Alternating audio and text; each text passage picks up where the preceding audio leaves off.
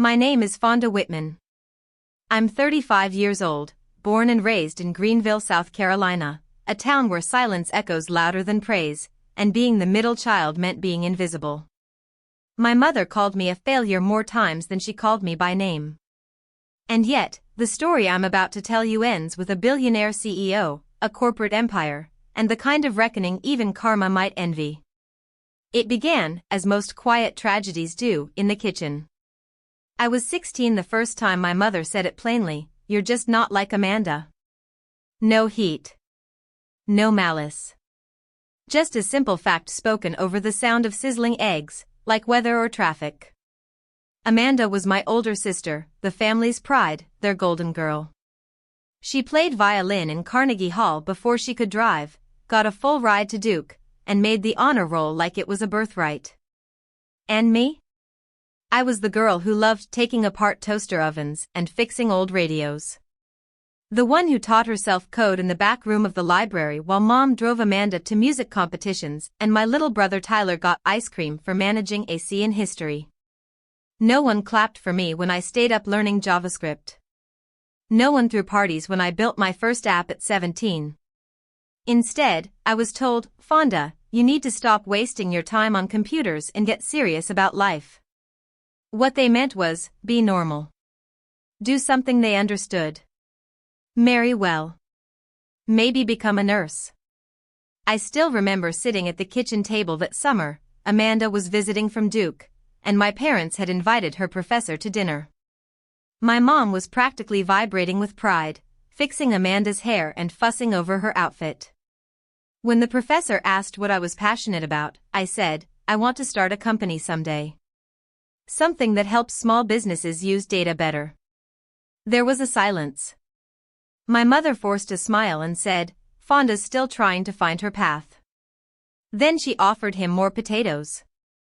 I left the room and cried in the laundry closet. Again. By the time I turned 18, I'd stopped telling them anything that mattered. I won a coding competition statewide. They didn't show up. I earned a full scholarship to a tech school in California, Santa Clara State, and they didn't even come to my graduation. Amanda was getting her MBA by then. Tyler had just gotten a new car. But me? I was the experiment that didn't work out. The family footnote. I moved to California with 2 suitcases and a laptop held together by duct tape. I lived in a shared apartment where the shower worked every 3rd day and Wi-Fi flickered like a candle. But I was free. Free to build. Free to learn. Free to fail and try again. I met Marco in my 3rd year. He was fixing broken ATMs to afford rent, but he could code circles around most seniors. Becca joined a year later. She was a graphic design dropout with a gift for interfaces. The 3 of us launched Lucent Systems in a dorm basement. No one knew who we were. No one expected anything from us. And that was our power. Lucent's first contract was with a small nonprofit helping displaced teens. We built a data tool that streamlined their intake process and cut paperwork by 60%. That's when the light bulb hit. We could make real change, not by chasing investors, but by solving problems. We bootstrapped everything. Scrapped old monitors. Ate ramen 5 nights a week. Every cent went into the product. We built tools for shelters, public health orgs, and after-school programs. And it worked. By the time I was 27, we had clients in 5 states. I signed every deal as F. Whitman. No one connected me to the girl who used to be called aimless in my own house. And then, a major health tech firm in Japan reached out. They wanted a custom system modeled after one of our prototypes. The deal was worth $4 million. We signed it. I remember calling my mom that night. Just to talk. I didn't even plan to tell her. "Hey," I said. "We closed something big today." There was a pause. "Did you finally get a stable job?" I laughed bitterly. "Yeah, something like that." "Well, let us know if you need help. Amanda says job hunting is hard these days." I ended the call politely, then stared at the city lights from our rented workspace and whispered, "She still thinks I'm unemployed." But I didn't need her belief anymore. What I needed was time. And time gave me everything. By 30, we were valued at over $200 million.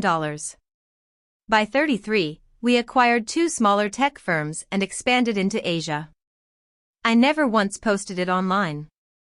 No articles. No selfies with clients. I kept Lucent quiet. Sleek. Clean.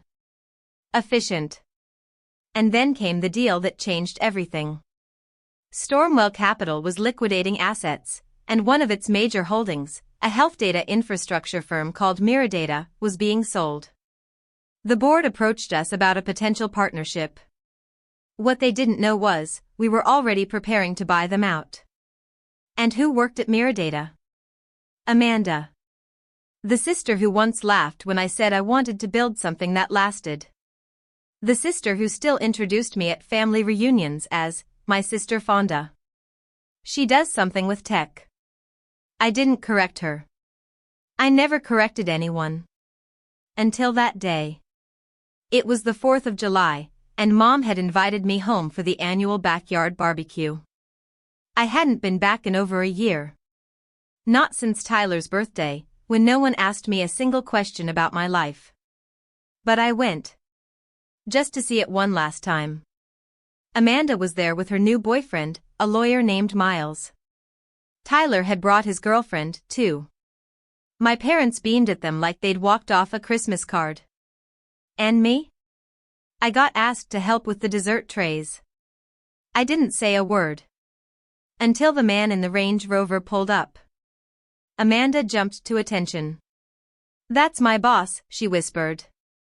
"Howard Reynolds, CEO of Stormwell Capital."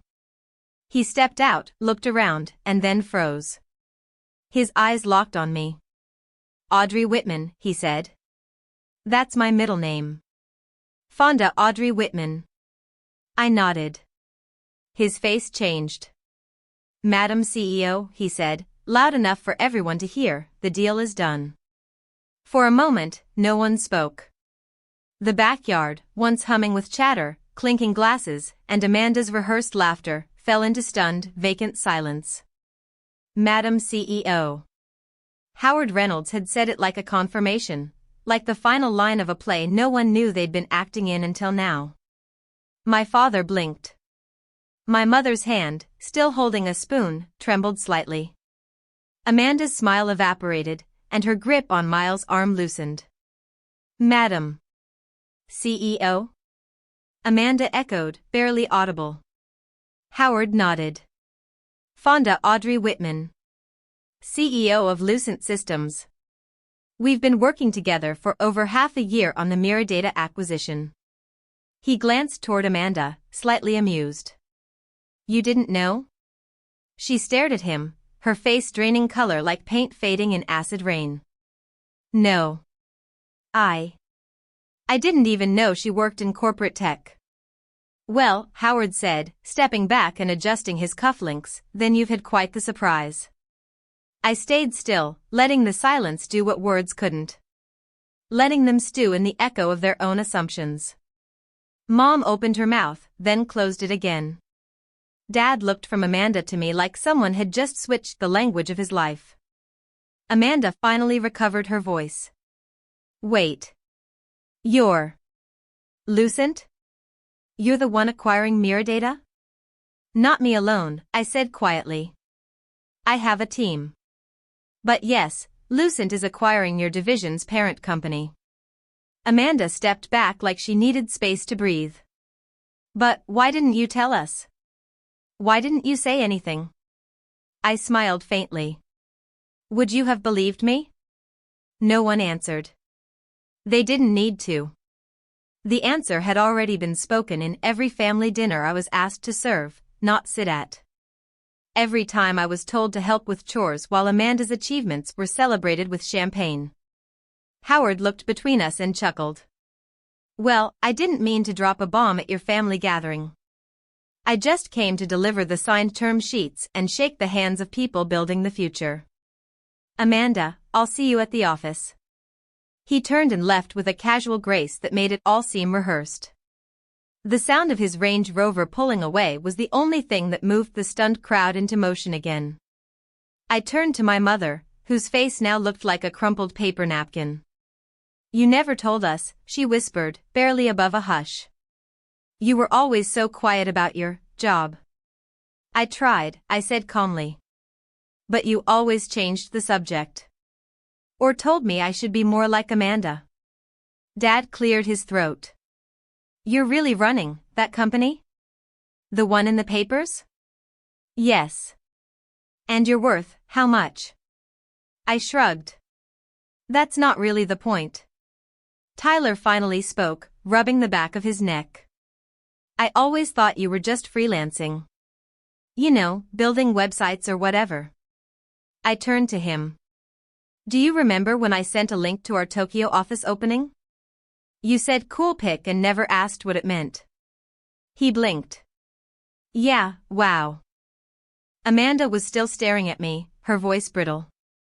So, technically, you're my boss? I gave her a polite smile. No. I'm your boss's boss. You still report to your department director. I just own the building.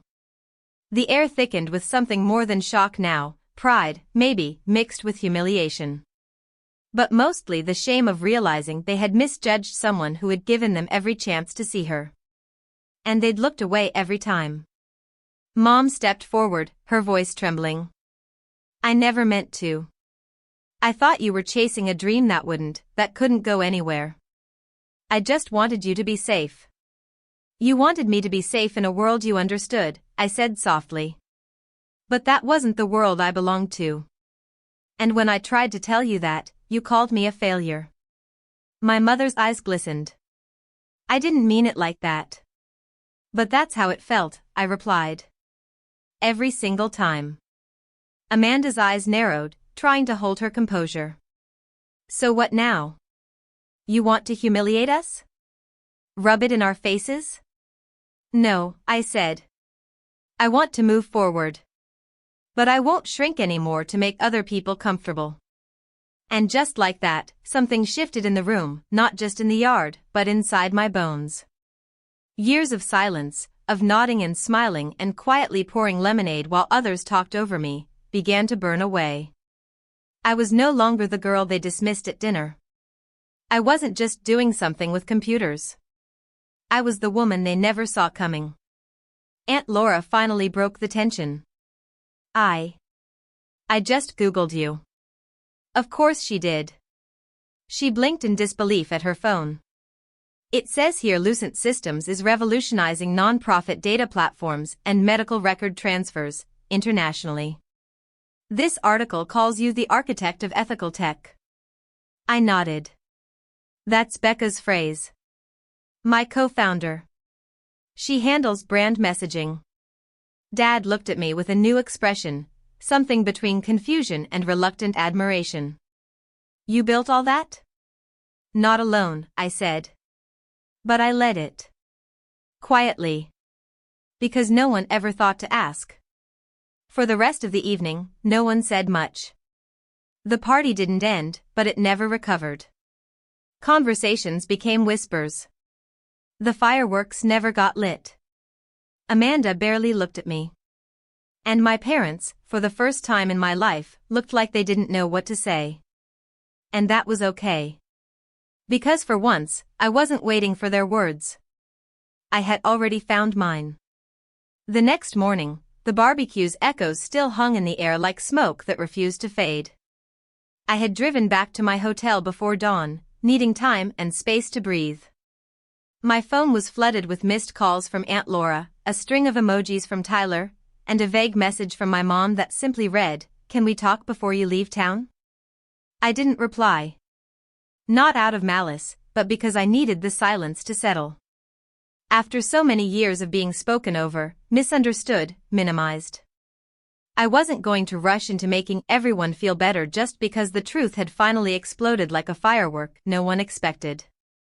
By 10 a.m., I was sipping black coffee at a local cafe near downtown Greenville, the same one where I'd once sat in high school and dreamed of leaving this town behind. My laptop was open, emails from Lucent's Tokyo office blinking in. Then, the bell above the cafe door rang. I looked up and saw Amanda. She was wearing the same white blazer from the night before, now slightly wrinkled. Her makeup was minimal. Her expression, a blend of humility, uncertainty, and something else I'd never seen in her before, hesitation. "Is this seat taken?" she asked, gesturing to the empty chair across from me. I stared at her for a beat, then gestured toward it. "Go ahead." Amanda sat slowly, carefully, like the act itself was an admission of something unspoken. For a while, we didn't speak.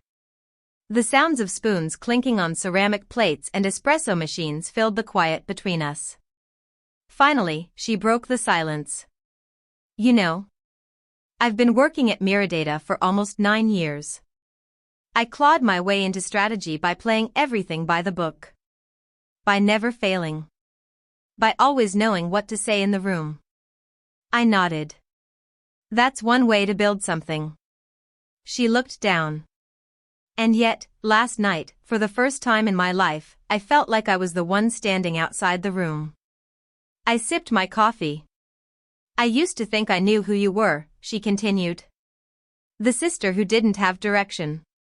The one who never stayed long at home. I didn't understand your world, so I dismissed it." "You didn't just dismiss it," I said. "You treated it like a hobby. You treated me like background noise." Amanda looked up, her voice raw. "I know. I was wrong. I was arrogant. I didn't gloat. I didn't smile. Because I wasn't here for victory. I was here for peace. I never wanted to be your competition," I said quietly. "But I also didn't want to disappear just to let you shine." She nodded. "I see that now. And, if I'm being honest, it's not just about you being my boss's boss. It's that you did it without needing validation. You didn't build your success off anyone's approval." "That's because no one ever offered it," I replied. Amanda looked like she was about to cry, but stopped herself. "Do you hate me?"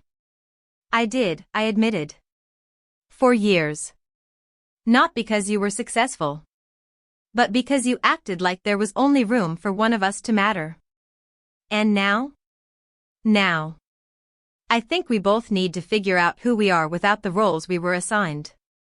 She nodded, her voice low. "What happens to me at work now?" "You keep doing your job," I said. "Lucent doesn't operate on family favors, or family grudges. If you're good at what you do, you stay. If not, you don't." Amanda nodded. "Fair." We sat in silence again. This time, it wasn't awkward. It was healing. "I never asked you," she said. "But why tech? Why start Lucent?" I smiled faintly. "Because no one expected me to. Because it was the only place where I felt like my brain wasn't a burden." Amanda looked at me with something close to awe. "You built something amazing." I met her gaze. "Yeah. And I'm still building it." When she stood to leave, she paused. "If you ever want to collaborate on something, I'd like that." "We'll see," I replied, not promising. Not closing the door either. She nodded and walked out, the bell above the door chiming again. That afternoon, I got a call from Dad. "I'm outside," he said. I glanced at my watch. It was 3:14 p.m. I met him outside the cafe. He looked older than I remembered. Or maybe, for the first time, I was really seeing him. "I brought something," he said, handing me a crumpled envelope. Inside was a faded photo, me at age 12, sitting cross-legged on the floor beside a disassembled desktop computer, grinning ear to ear. "You kept this?" He nodded. "I didn't understand what you were doing. But I never forgot the look on your face." I looked down at the photo, my throat tight. "I owe you an apology, Fonda," he said. Not for missing your success, but for never asking what made you feel alive. That's what I regret. Then start now, I said gently. Ask. And he did. We sat on a bench in the square, and I told him everything. About the nights we coded in basements. About the ramen and cold pizza and moments I almost gave up. About how we were using AI now to help refugee centers understand dialects in real time. He didn't understand all of it. But he listened. And that, finally, was enough. The following day, I woke up early. Not out of habit or anxiety, just peace. It was the first time I'd slept in Greenville and not felt like I was shrinking into some younger, forgotten version of myself. Instead of silence, my phone greeted me with a short message from Mom. I read the article about Lucent. I didn't understand all of it, but I'm proud. Come by if you have time. It wasn't poetry. But it wasn't cold either. For her, that was a step. I decided to go. She opened the front door before I knocked, her apron still on, flour smudged on her cheek. I made those biscuits you used to like, she said, not meeting my eyes at first. Hope you're not too grown for them now. I smiled softly. I'll never be too grown for biscuits. The house smelled the same. Cinnamon, lemon cleaner, and something warm like sun-dried curtains. But it didn't feel the same. Something had shifted. Or maybe I had. We sat at the table, just the two of us. She poured coffee and pushed a plate toward me, then paused. I used to be scared, she began, that you'd fail so hard, there'd be no way back. You were always different. Quiet. Not like Amanda, not like Tyler.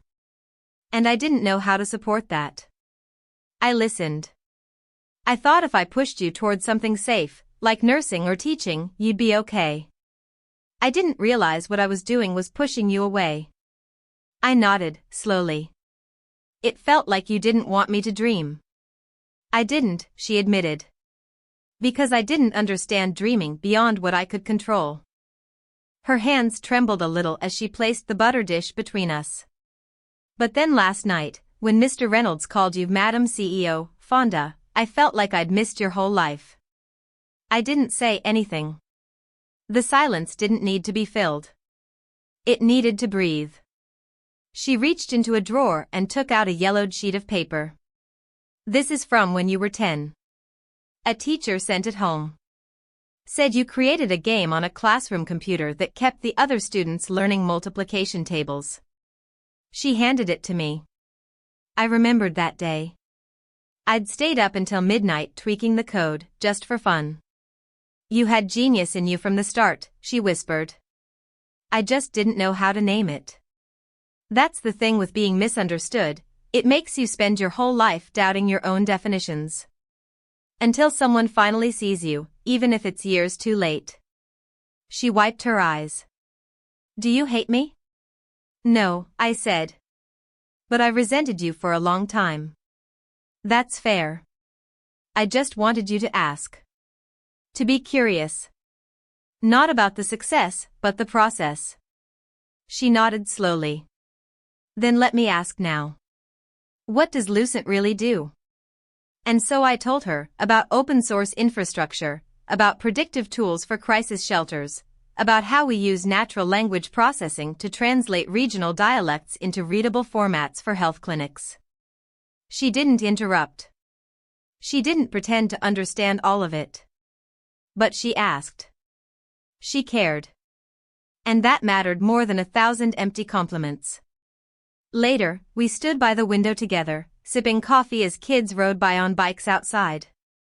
You know, she said, I used to think Amanda would be the one to change the world. She might, I said. Just not in the way you assumed. And you, she asked. You already have, haven't you? I smiled. Still working on it. That night, back at the hotel, I found a handwritten note slipped under my door. It was from Amanda. I told Miles everything. He said I should have known better than to think I was the smartest woman in the family. I didn't laugh. Because it's true. Also, I talked to my team. I told them Lucent's integration is a chance to do something real, not just a checkbox project. I think they're starting to see it too. P.S. If you ever need someone to translate corporate doublespeak into actual language, I'm your girl. Amanda. I reread it 3 times before setting it beside my laptop. Not because I needed her approval, but because it felt like the first olive branch she'd ever extended that wasn't dripping in condescension. A few days later, back in Seattle, Lucent's HQ buzzed with activity. We were prepping to onboard Miradata's data core. The team was tired, caffeine-fueled, and alive with the thrill of change. Becca stopped by my office. "You okay?" she asked, leaning against the doorframe. "Yeah," I said, gazing out the window at the city below. "For the first time, I think. I'm more than okay." She tilted her head. "Greenville didn't swallow you whole?" "Not this time." Becca smiled. "Good. Because I need you sharp. We've got Tokyo on line 3, Berlin on Slack, and a new AI prototype to test before end of week." "I'm ready," I said, picking up my tablet.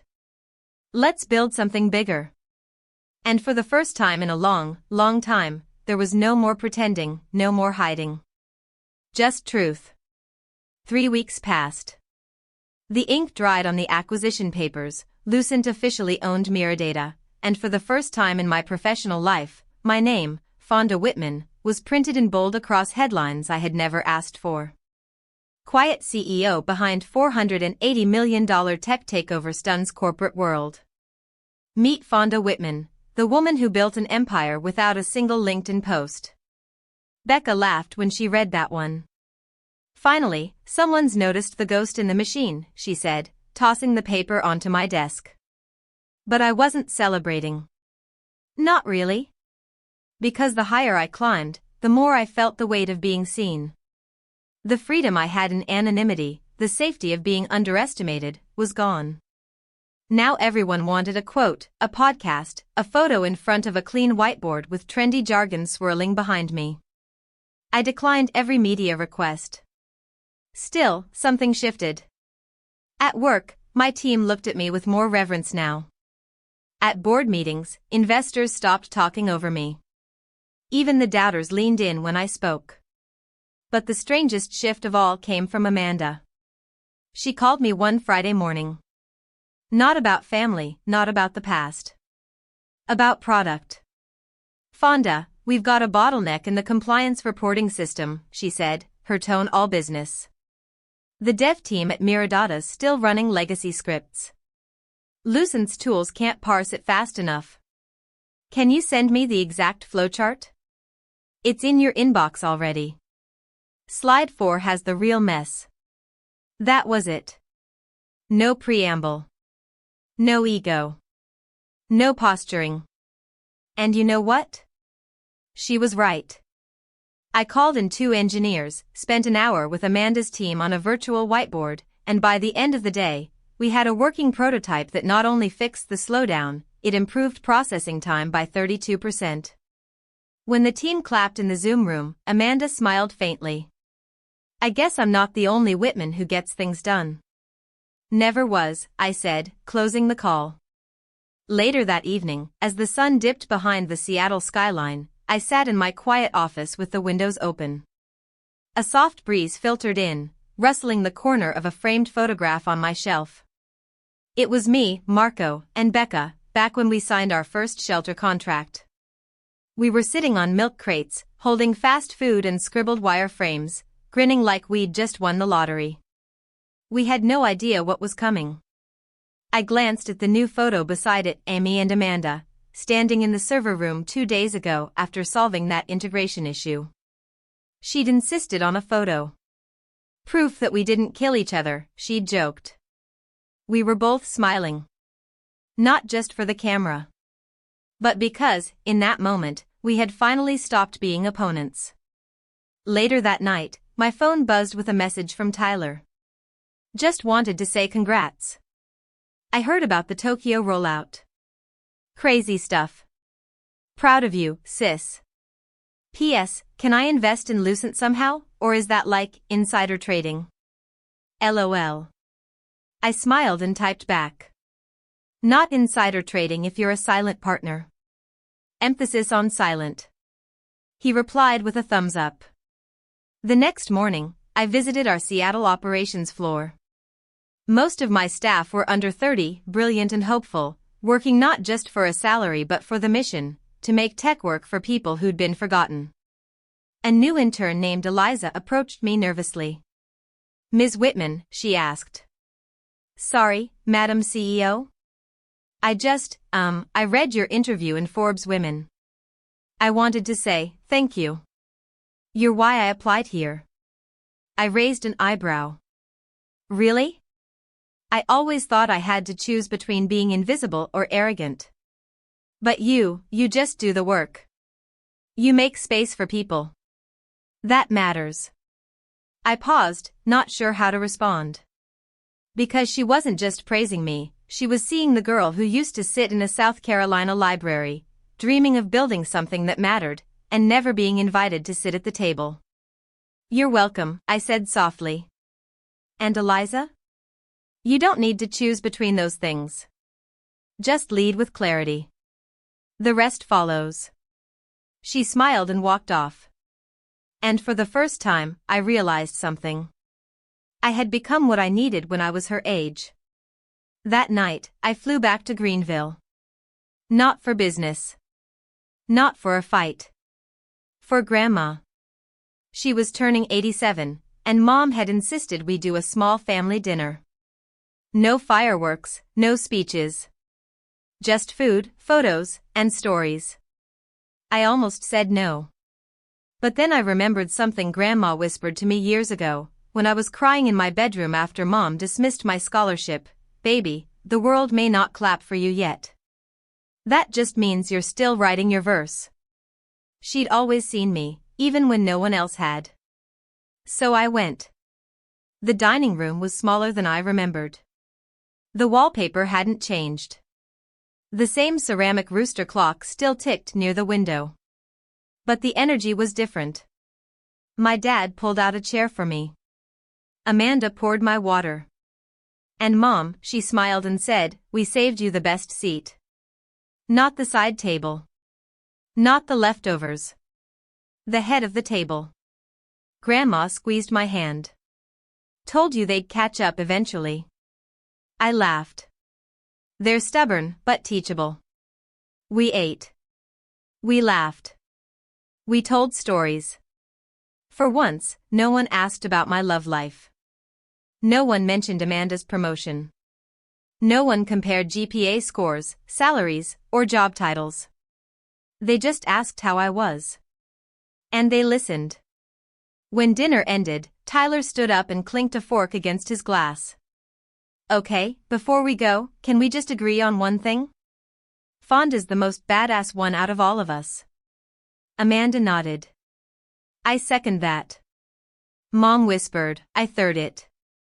Even Dad smiled and said, finally someone said it out loud. I chuckled. Don't make it weird now.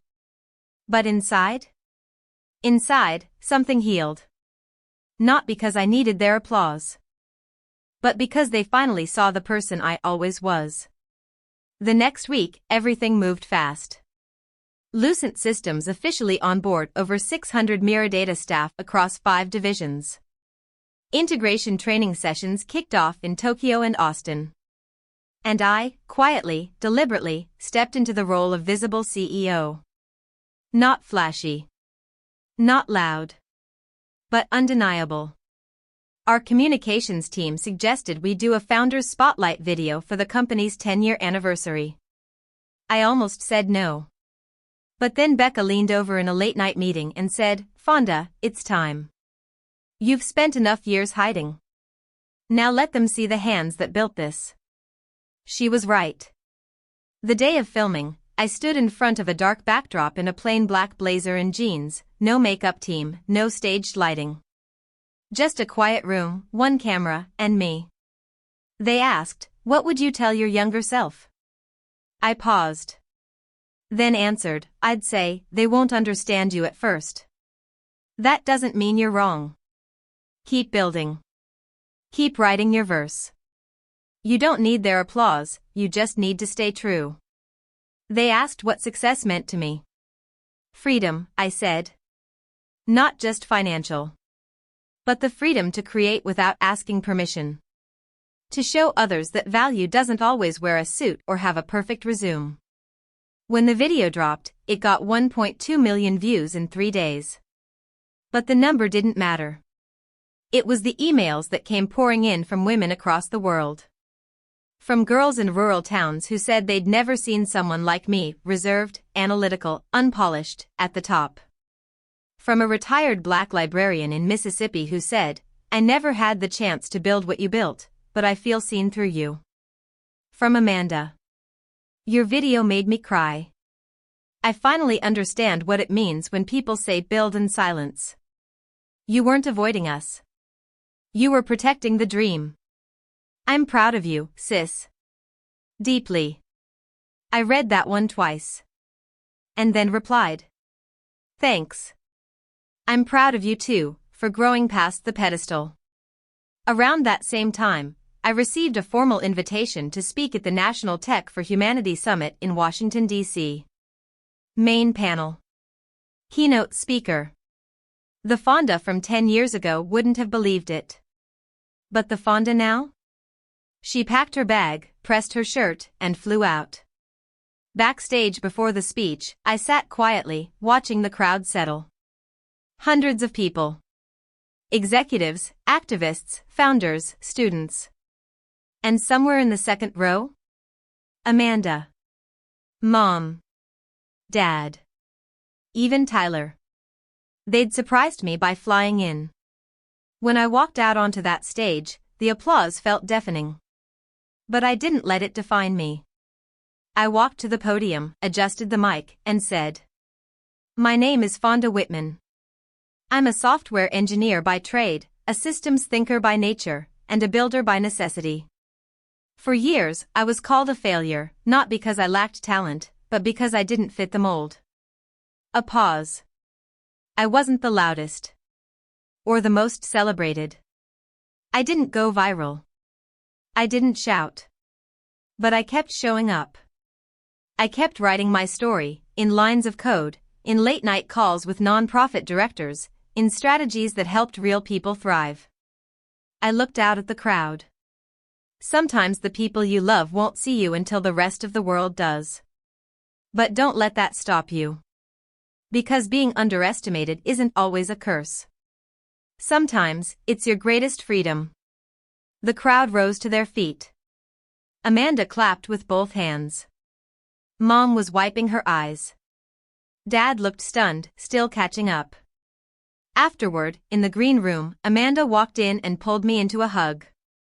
Okay, she whispered, now you're the golden child. I laughed. Took you long enough. No, she said, pulling back to look at me. It's not that you became better than me. It's that you became everything they didn't even know how to imagine. We sat together in silence. Later that night, at dinner with my family in a quiet DC restaurant, my mom raised her glass. To Fonda, she said.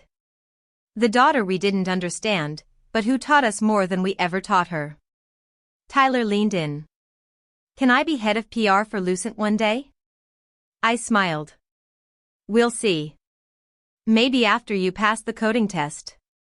We all laughed. It felt new. It felt whole. And in that moment, I realized something. This wasn't a comeback story. This was a becoming. It's been 6 months since that 4th of July barbecue, the day my world collided with my past in a backyard full of disbelief and overdue reckoning. And you know what? I've stopped calling it the day they found out. Now I call it the day I stopped shrinking. In the months since, life has grown fuller in ways I never expected. Lucent expanded into Brazil and South Africa. We launched a pilot program integrating our adaptive health systems into remote clinics, powered entirely by local data teams. Our AI architecture is now being taught in grad schools. The same girl once told to find something more practical now leads a company reshaping global infrastructure for underserved populations. But beyond the metrics and milestones, the greatest change happened in the places that once felt like the smallest rooms. At home. My mom now follows Lucen's blog and sends me links to articles she thinks we might find useful, once even calling to ask if a random article on data ethics was technically correct. I laughed so hard I almost dropped my coffee. Dad visits more often. Quietly. Usually on Saturday mornings with cinnamon rolls and new questions scribbled in a tiny notepad. Things like, what's the difference between user experience and UI design? Or do all engineers argue about version control? And Amanda? We're not rivals. Not icons to one-up each other anymore. We're just sisters. Last month, we sat side by side in a conference room at Lucen's headquarters, co-presenting a joint initiative between Miradata's finance team and our predictive systems unit. When the presentation ended, one of our VPs looked at us and said, "If I didn't know better, I'd say you two had been running this company together for years." Amanda smirked and nudged my shoulder. We're getting there. That night, we split a bottle of wine at my place, sitting on my balcony wrapped in old blankets. I used to resent you, she admitted, voice quiet, almost lost to the city breeze. Not because you were less successful, but because I could feel you were more free. I was following the blueprint. And you were building your own. I nodded slowly. And I used to think you were the reason I never got seen. Amanda turned to me, eyes soft. Maybe we were both wrong. And both right. We sat in silence again. But this time, it didn't ache. Because there was no more race. No more comparison. Just recognition. And growth. A week later, Lucent hosted its first Global Impact Forum in Seattle. Leaders flew in from 11 countries. We shared stories. Launched partnerships. Announced a 5-year initiative to digitize underserved school systems across Southeast Asia. As I stood at the podium for closing remarks, I didn't wear a power suit. Just a white linen shirt and jeans. Like the girl I used to be, the one coding in the dark on a second-hand laptop no one ever asked about. I looked into the sea of faces, new partners, employees, old friends. And in the front row? Mom. Dad. Amanda. Tyler. Grandma. All of them. Together. I cleared my throat. When I was younger, I used to think that being called a failure meant I was one. That my worth had to come from the loudest voice in the room. But I've learned something far more powerful since then. I paused, letting it settle. Being underestimated isn't a death sentence. It's a blank page. It's freedom.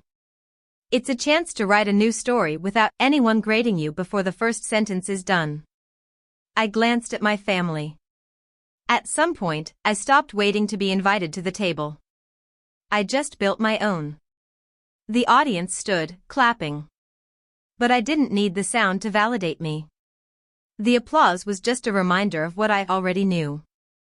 I was no longer someone's forgotten daughter. No longer the footnote. No longer waiting to be seen. I was, and am, the author of my own legacy. And now, no one can erase me from the story. Fonda's journey reminds us that some of the most powerful revolutions begin in silence. When the world ignores you, underestimates you, or calls you a failure, it's not the end. It's a doorway. A blank canvas. A quiet challenge to become something even they can't imagine. If you've ever been the overlooked one, the underestimated sibling, the quiet outcast in a room full of loud dreams, Fonda's story is proof that you don't need a spotlight to make an impact. Sometimes, the greatest power comes from building in the shadows, and letting your results speak louder than their assumptions ever did. What did you take from Fonda's journey? Have you ever been written off by your own family, only to prove them wrong? Share your thoughts below. We'd love to hear your story too. Don't forget to like, comment, and subscribe to Revenge Echoes, where stories speak louder than revenge.